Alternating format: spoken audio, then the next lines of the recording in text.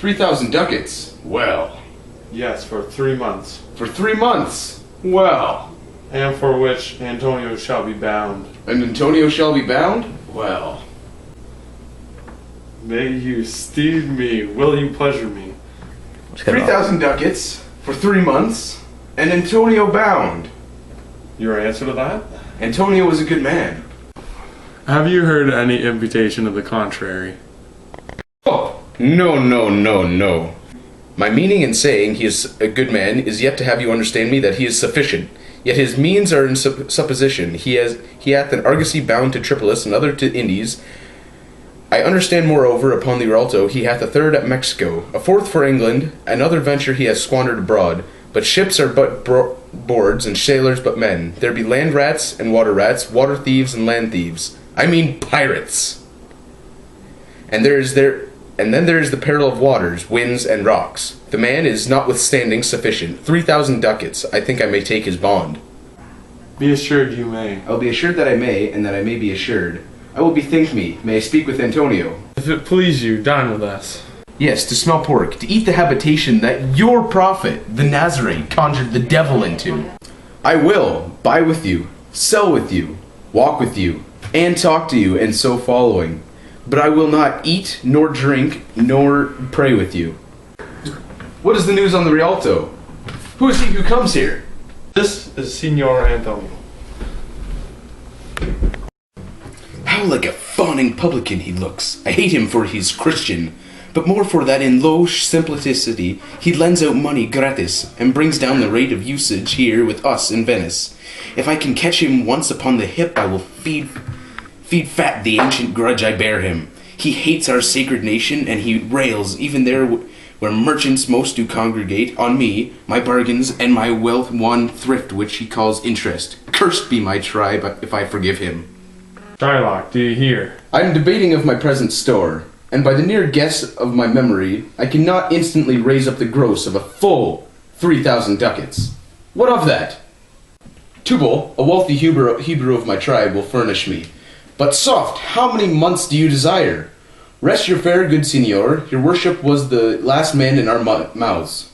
Shylock, albeit I neither lend nor borrow by taking nor by giving of excess, yet to supply the ripe wants of my friend, I'll break a custom. Is he yet possessed? How much he would? Aye, 3,000 ducats. And for 3 months? I forgot, 3 months. You told me so. Well then, your bond, and let me see. But you hear, me, though you thought you said, you neither lend nor bond, nor borrow upon advantage. I do never use it. When Jacob grazed his uncle Laban's sheep, this Jacob from our holy Abram was, as his wife, wise mother, wrought in his behalf the third possessor, aye, he was the third.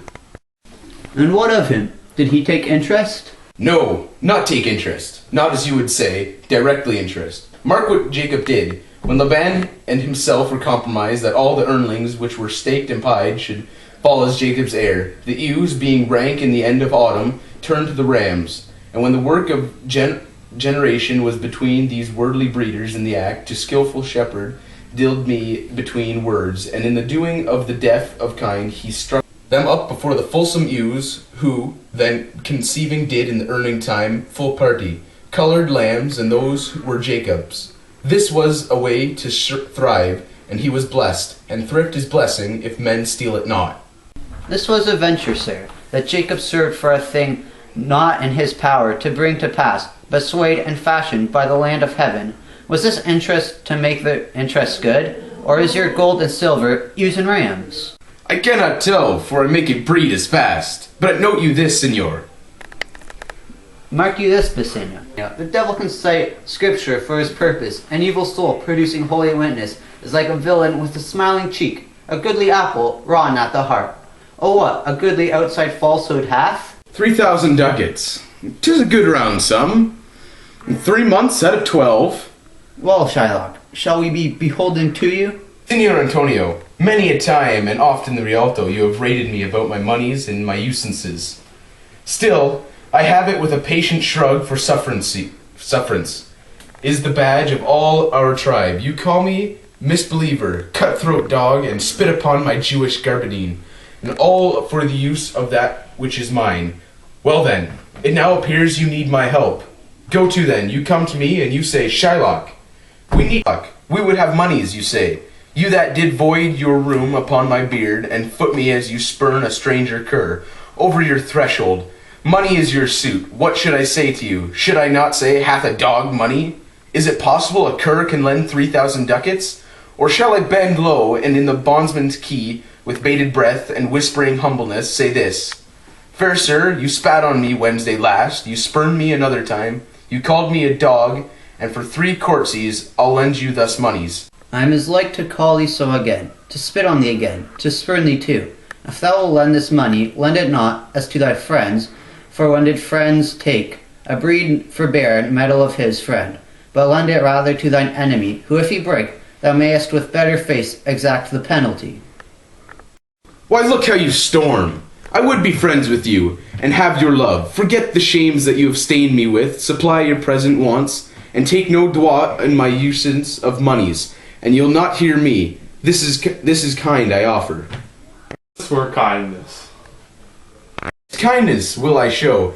Go with me to a notary, seal me there your single bond, and in a merry sport, if you repay me not on such a day, in such a place, such sums are expressed in a condition, let the forfeit be nominated for an equal pound of your fair flesh, to be cut off in what part of your body pleaseth me. Content and faith, I'll seal to such a bond, and say there's much kindness in the Jew.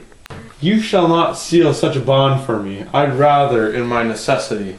I fear not, man. I will not forfeit it. Within these 2 months, that's a month before this bond expires, I expect return of thrice 3 times the value of this bond.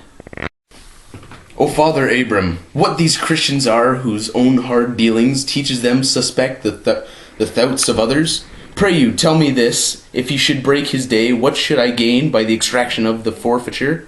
A pound of man's flesh taken from man is not so estimable profitable neither as flesh of muttons, beef, or goats.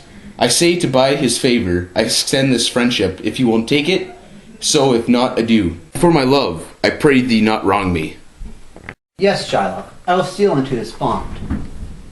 Meet me forthwith at the notary's, and give him direction for this merry bond, and I will go and purse these ducats straight.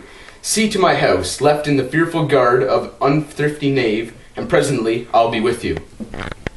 Hie thee, gentle Jew, the Hebrew will turn Christian, he grows kind. On, and this there can be no dismay, my ships come home a month before the day.